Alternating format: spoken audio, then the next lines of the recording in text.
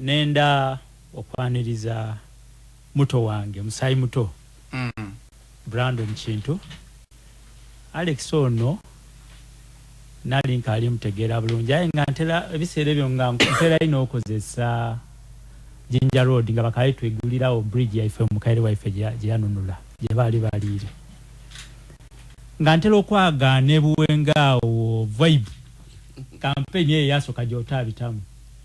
I just naturally loved him. 200 Elio je yasoke yo je bamwiba bakalulu.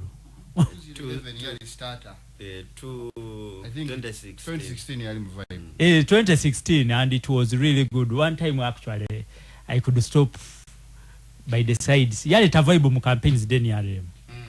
And later on we kept in touch twaba ku mubibi na bya ifetutyo.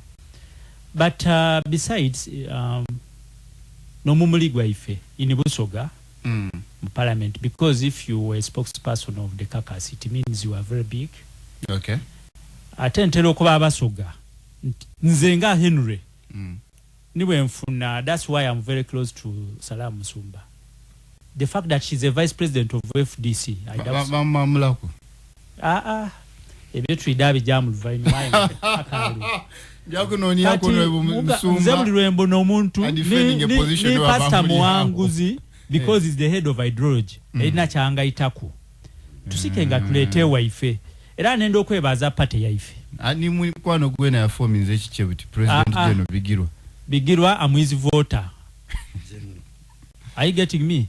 Toikiza kana kintu che oyo Bigirwa ya muleke nendo kwebaza government the EDSEC olokuvunya gradin no okay ekyo njakidako secretary avuniza gradin and also ko government seke yatuwereera abasoga b'MP ebifo bina meaning buti tulina ebifo bitano non executive appointments parliament aye abasoga balowooza nti okuba minister is very important, but if abakola research okuba chairperson wa committee or vice chairperson or publicity wa caucus amani manji eriyo mukulu gwabagemisa amatenga bere ku plani yali asiwira balonzi soti dikuchana tani oyo kubandi bawaire kubeketera chairman wa education bawaire yidi vice chairperson ICT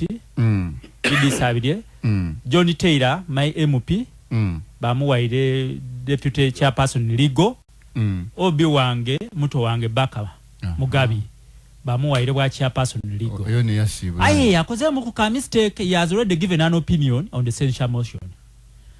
Naenda what's wrong with that?